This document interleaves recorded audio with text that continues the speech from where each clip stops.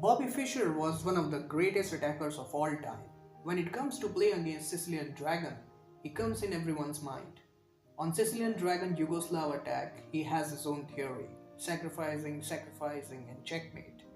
Today I'm going to show you one such game of Robert James Bobby Fischer against Larsen in Portoro's 1958. So hey guys, this is Vikramaditya and you are watching Night for Chess. Before we proceed, please subscribe the channel and hit the bell icon for more chess videos. Let's watch out. Bobby Fischer had the white pieces. He started with e4. Larsen played c5, the Sicilian defense. Knight f3, d6, d4, cd4, knight d4, knight f6, knight c3, and the move g6, which is Sicilian Dragon. Now white has two possible ways to play against Sicilian Dragon. One is the classical variation, in which white has bishop e2 and short castle plan, and one is the Yugoslav attack, which is playing castling on the queen side, and we have the pawn storm g4, h4, h5, like this pawn storm we have in the king side. So white first played bishop e3, bishop g7. Notice of course that if black plays knight g4 here, undermining this bishop, trying to exchange the bishop from this knight, then it's a mistake. Actually white has the move bishop to b5 check, and you can see here if knight to c6, then white has knight takes c6, obviously winning material.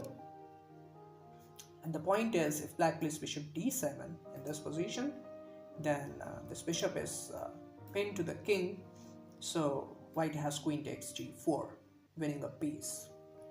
So after bishop e3, black played bishop g7, and now we have f3, castle, queen d2, knight c6, bishop to c4.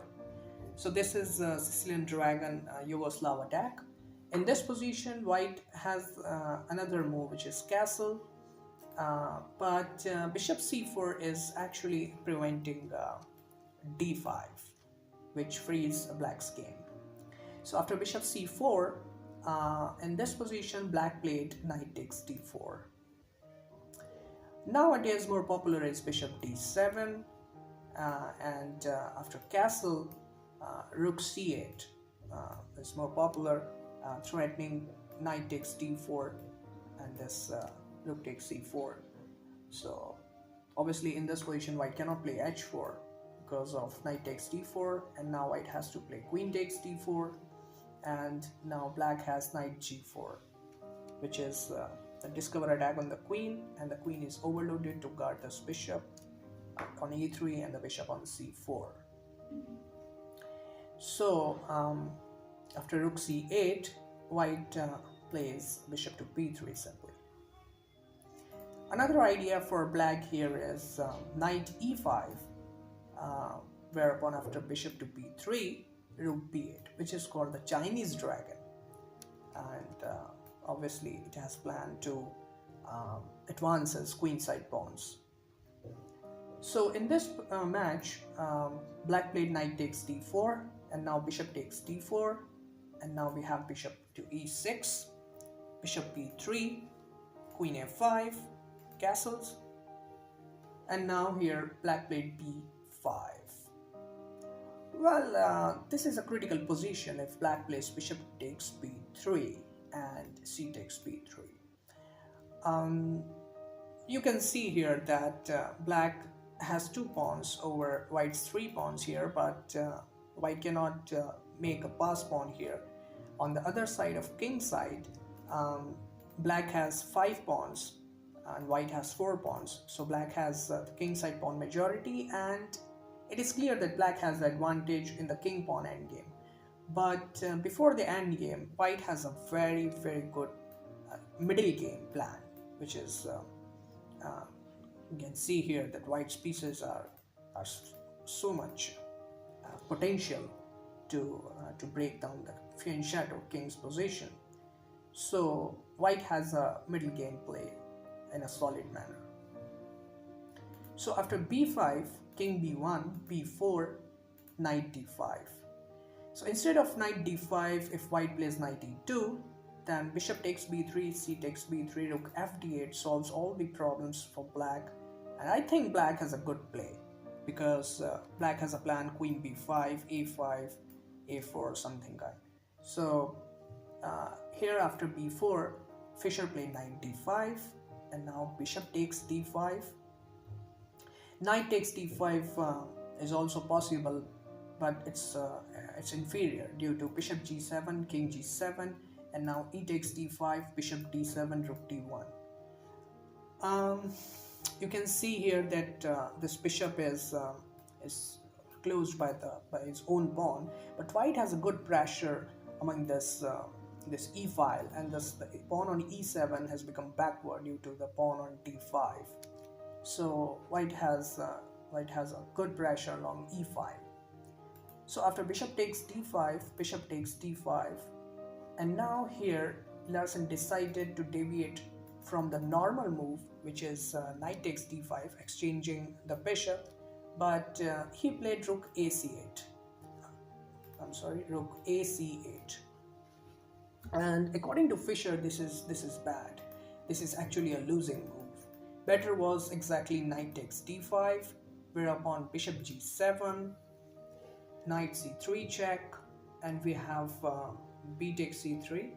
So obviously bishop takes c3 is also possible. B takes c3, queen c3, queen c3, bc3, and white has an extra pawn, but the rook ending is obviously equal because of these weak pawns.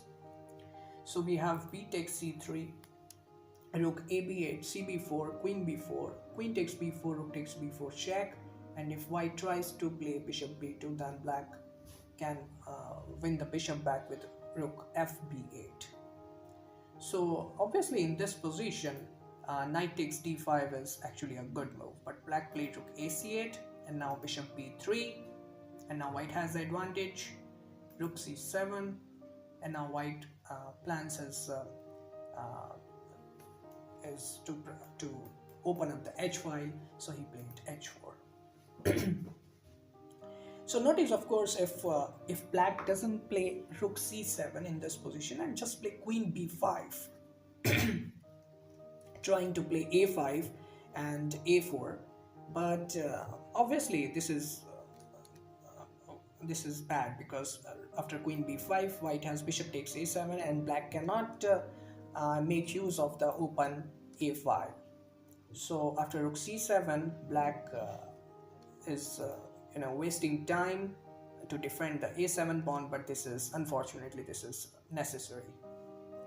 After rook c7, white plays h4, queen b5, and now h5, rook fc8. So white is sacrificing his pawn here on h5. Let's see some of the variations. If black plays knight takes h5, then white has bishop g7, king g7, and now g4. And this is completely winning because black cannot save his knight. For instance, if knight to f6, then white has queen h6 check, king g8, and now we want to capture the h7 pawn. The defender is f6 knight, so we have g5, and if black tries to block the h file with knight h5, then white has the exchange sacrifice, rook h5, g h5, and now we have g6. So you can see the power of this bishop over this diagonal a to g8.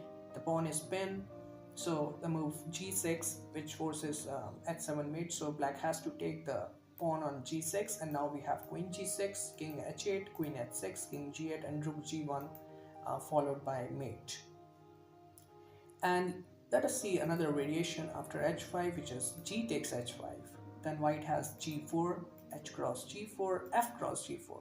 And if black tries to capture the e4 pawn with knight takes e4, then white has the move queen h2. Very, very strong move.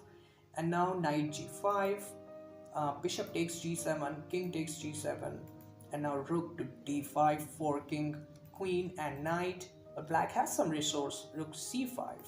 But now white has queen h6 check, king g8, and very simple, removing the defender of the pawn h7, rook takes g5, rook takes g5, queen h7 is checkmate.